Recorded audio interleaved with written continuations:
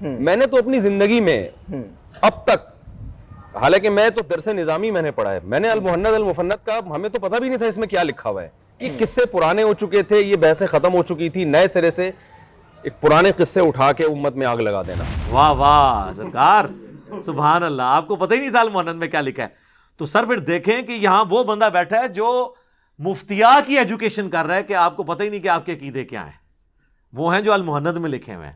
تو یہ جو ہمارے یہاں سلسلہ چل پڑا ہے نا کہ سارے غلط ہیں، یہ بھی میں نام نہیں لیتا، یعنی وہ بھی غلط، وہ بھی غلط، وہ بھی غلط، وہ بھی غلط، مجھے پتا ہے اسلام کا. اس کا مطلب یہ آدمی جائے گا، 2-4 اس جیسے اور جائیں گے، باقی تو سارے اب تک غلط لوگ تھے. تو شاید جنت میں پھر دال چاول پکے ان کے لیے.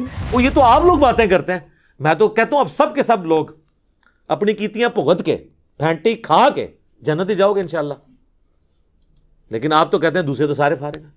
ہمارے حضرت حکیم الامت مولانا تھانوی رحمۃ اللہ علیہ کے سامنے ایک شخص نے کہا کہ جی احمد رضا بریلوی نے تو یہ بات لکھی ہے، اس طرح کہہ دیا. آپ جانتے ہیں کہ مولانا احمد رضا خان بریلوی جو ہیں انہوں نے ہمارے اکابر کے خلاف کفر کے فتوے دیے، تو حضرت نے ڈانٹا ہوں کہ تم ایسے نام کیوں لے رہے ہو بغیر کسی تعظیمی لقب. مولوی کہتے، مولانا کہتے، مولانا احمد رضا خان بریلوی کہتے، تم نے صرف احمد رضا خان بریلوی کیوں کہا؟ یعنی گویا اس کو بھی ان کی توہین سمجھا اور ٹوکا کہ ٹھیک ہے تمہارے خلاف دوسرے مسلک کے آدمی ہیں، ہمارے اوپر فتوے بھی لگائے، لیکن ہم اپنی زبان کو گندا نہیں کریں گے، ہم اپنی زبان سے ان کی توہین نہیں کریں گے. تو اللہ تبارک و تعالیٰ نے ہمارے اکابر کو ایسا بنایا کہ اپنی زبان کو ہمیشہ دائرے میں رکھیں.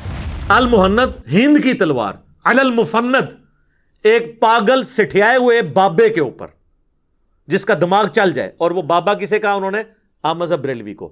جناب جب اشرف علی تھانوی صاحب اتنی سخت لینگویج یوز ہوئی احمد بریلوی کے بارے میں کہ پاگل بابا کہا، اس وقت تو ان کی رگ نہیں پھڑکی کہ احترام سے لکھے نام، اور بعد میں مریدوں کے سامنے مولانا کے بغیر ذکر ہو گیا تو احترام کی رگ پھڑک گئی. وہ کینوں کہانیاں کراندے ہو؟ ہوں تہاڈی کہانیاں نہیں چلنیاں، نہ تہاڈے وڈیاں دی چلنی ہے نہ چھوٹیاں دی. اب یہاں پہ بنتا ہے کہ میں بتاؤں کہ تعظیم والا معاملہ کس لیول تک آپ کے بزرگوں نے کیا ہے دوسروں کا. اگلے دن وہ تقی عثمانی صاحب کا نا دیوبندیوں نے ایک کلپ اپلوڈ کیا اور وہ اپنے مریدین کو بتا رہے تھے کہ ہمارے کابرین کی زبان بڑی اچھی تھی. وہ کہتے ہیں کہ جی اشرف علی تھانوی صاحب کے سامنے کسی نے کہہ دیا کہ احمد رضا بریلوی نے یہ لکھا ہے، تو انہوں نے اسے ڈانٹا کہ تم ان کا نام احترام سے کیوں نہیں لے رہے، اس کے ساتھ لگاؤ مولانا احمد رضا بریلوی. ٹھیک ہے، تو پھر وہ ساتھ کہتے ہیں کہ حالانکہ احمد رضا بریلوی صاحب نے ہمارے کابرین پہ کفر کے فتوے لگائے ہوئے تھے، لیکن ہمارے کابرین کی زبان ایسی تھی کہ وہ اپنے مخالفین کے بارے میں احترام کا رویہ رکھتے تھے اور اپنے مریدین کو بھی یہی سکھاتے تھے. ہمارے حضرت حکیم الامت مولانا تھانوی رحمۃ اللہ علیہ کے سامنے ایک شخص نے کہا کہ جی احمد رضا بریلوی نے تو یہ بات لکھی ہے، اس طرح کہہ دیا. آپ جانتے ہیں کہ مولانا احمد رضا خان بریلوی جو ہیں انہوں نے ہمارے اکابر کے خلاف کفر کے فتوے دیے، تو حضرت نے ڈانٹا ہوں کہ تم ایسے نام کیوں لے رہے ہو بغیر کسی تعظیمی لقب. مولوی کہتے، مولانا کہتے، مولانا احمد رضا خان بریلوی کہتے، تم نے صرف احمد رضا خان بریلوی کیوں کہا؟ یعنی گویا اس کو بھی ان کی توہین سمجھا اور ٹوکا کہ ٹھیک ہے تمہارے خلاف دوسرے مسلک کے آدمی ہیں، ہمارے اوپر فتوے بھی لگائے، لیکن ہم اپنی زبان کو گندا نہیں کریں گے، ہم اپنی زبان سے ان کی توہین نہیں کریں گے. تو اللہ تبارک و تعالیٰ نے ہمارے اکابر کو ایسا بنایا کہ اپنی زبان کو ہمیشہ دائرے میں رکھتے. انہوں نے تو خیر اس سے بھی بڑا جملہ بولا ہے. وہ کہتے ہیں دیکھیں اللہ نے ہمارے اکابرین کو کیسا بنایا تھا، اللہ معافی دے. دیکھو انہوں نے اکابرین بڑھ کے نازل ہوئے نے، جیسے کہتے ہیں نا نبی الاسلام کو رحمت للعالمین بنا کر بھیجا. ایک کہتے ہیں ساڈے بابے بنا کے اتو نازل ہوئے نے. کیڑے؟ اشرف علی تھانوی رسول اللہ علیہ بابے، جی آل امداد رسالہ، وہ بابے کہتے ہیں ہمارے کابرین کو اللہ نے ایسا بنایا تھا. اور وہ بات کسی کر رہے تھے؟ اشرف علی تھانوی نے سمجھایا. اب آپ نے یہ بات یاد رکھنی ہے. تو ہم مولانا تقی عثمانی صاحب حفظہ اللہ تعالی سے ریکویسٹ کرتے ہیں کہ سر آپ ذرا یہ اپنی عوام کو بتائیں کہ آپ کی جو عقائد کی بنیادی کتاب ہے المہند علی المفند، اس پہ جو 25 علماء دیوبند نے سائن کیے تھے، اس میں کیا اشرف علی تھانوی صاحب کے سائن موجود نہیں ہیں؟ اور انہوں نے لکھا ہے کہ میں نے اس کتاب کو پڑھا ہے, میں اس کے ساتھ متفق ہوں, اور لکھا ہے اینڈ پہ جا کے اپنے سائن کیے ہیں اشرف علی تھانوی حنفی چشتی. اور یہاں آپ کو تھانوی صاحب کا یہ واقعہ سنا رہے ہیں کہ انہوں نے اپنے مرید کو ڈانٹا. تو سر یہ بتائیے کہ المحند علی المفند کا مطلب کیا ہے؟ المحند ہند کی تلوار, علی المفند ایک پاگل سٹھیائے ہوئے بابے کے اوپر جس کا دماغ چل جائے. اور وہ بابا کسے کہا انہوں نے؟ احمد رضا بریلوی کو. جناب جب اشرف علی تھانوی صاحب اتنی سخت لینگویج یوز ہوئی احمد رضا بریلوی کے بارے میں کہ پاگل بابا کہا, اس وقت تو ان کی رگ نہیں پھڑکی کہ احترام سے لکھے نام, اور بعد میں مریدوں کے سامنے مولانا کے بغیر ذکر ہو گیا تو احترام کی رگ پھڑک گئی. وہ کینوں کہانیاں کراندے ہو, ہوں تہاڈی کہانیاں نہیں چلنیاں, نہ تہاڈے وڈیاں دی چلنی نہ چھوٹیاں دی. اگر مفتی اعظم پاکستان, بلکہ وہ تو کہتے ہیں اس وقت مفتی اعظم ارتھ ہیں وہ, ہاں جی, اس لیے کہ انڈیا والے بھی ان کو مفتی اعظم کہتے ہیں, تقی عثمانی صاحب کو. جب ان کا لیول یہ ہے کہ وہ بیٹھ کے اپنے بچوں کو اس قسم کی کہانیاں کروا رہے ہیں کہ اللہ نے ہمارے کابرین کو ایسا بنایا تھا. سر آپ کے کابرین کو ایسا بنایا تھا کہ وہ احمد رضا بریلوی صاحب کو المفند کہتے تھے, اور اس میں انہوں نے اس میں لکھا ہے کہ احمد رضا بریلوی اور ان کی پوری جماعت ایک شیطانی لشکر ہے جو ہم پہ حملہ آور ہوا ہے, جس طرح کے انبیاء کرام پر شیاطین حملہ آور ہوتے تھے, علماء دیوبند رضی اللہ عنہم پر یہ حملہ آور ہوا ہے. رضی اللہ عنہم بھی لکھا.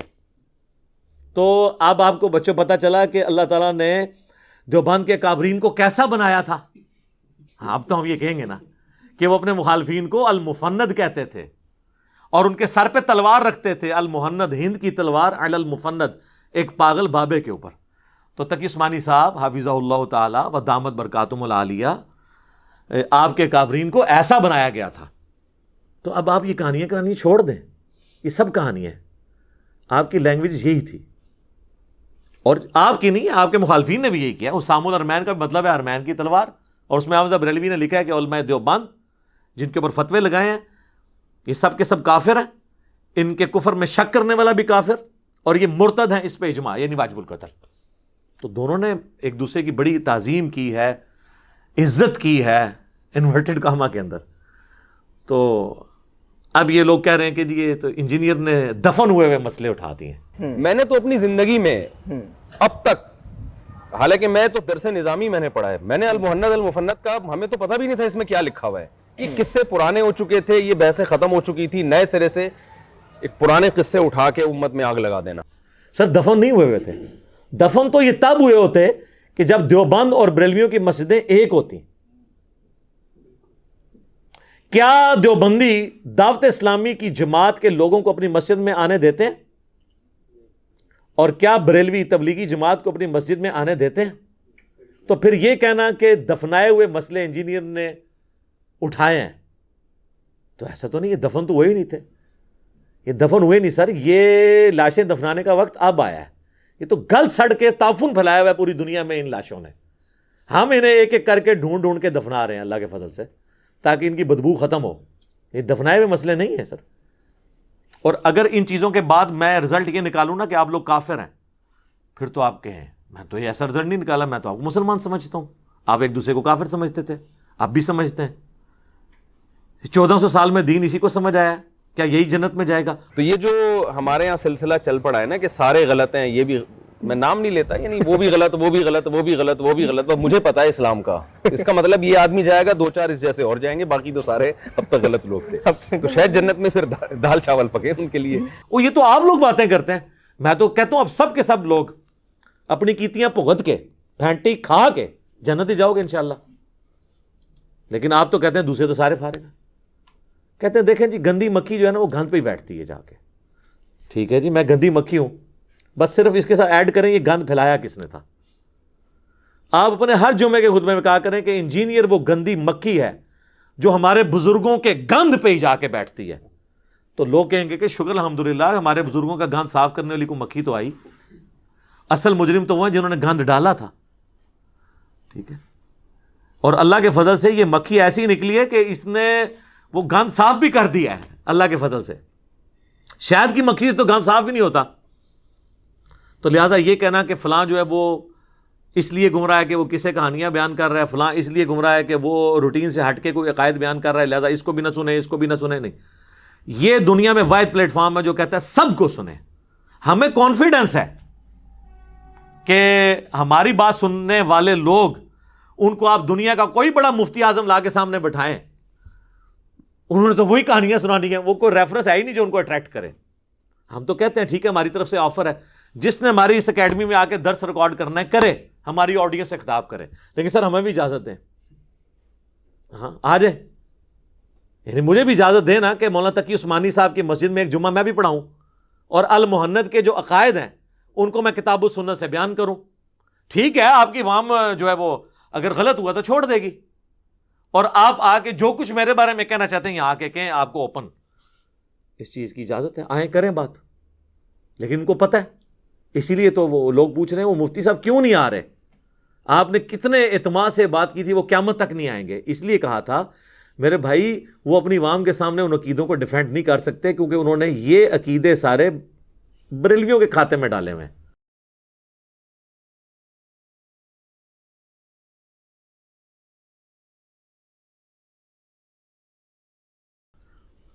بلکہ ابھی تو اردو پوائنٹ کو جو مفتی صاحب نے انٹرویو ریکارڈ کروایا اس میں تو انہوں نے کہا کہ ہم تو درس نظامی کر کے مفتی بن کے فارغ ہو گئے، ہمیں تو پتہ ہی نہیں تھا کہ المحند میں کیا لکھا ہوا ہے. میں نے تو اپنی زندگی میں اب تک، حالانکہ میں تو درس نظامی میں نے پڑھا ہے، میں نے المحند المفند کا ہمیں تو پتہ بھی نہیں تھا اس میں کیا لکھا ہوا ہے.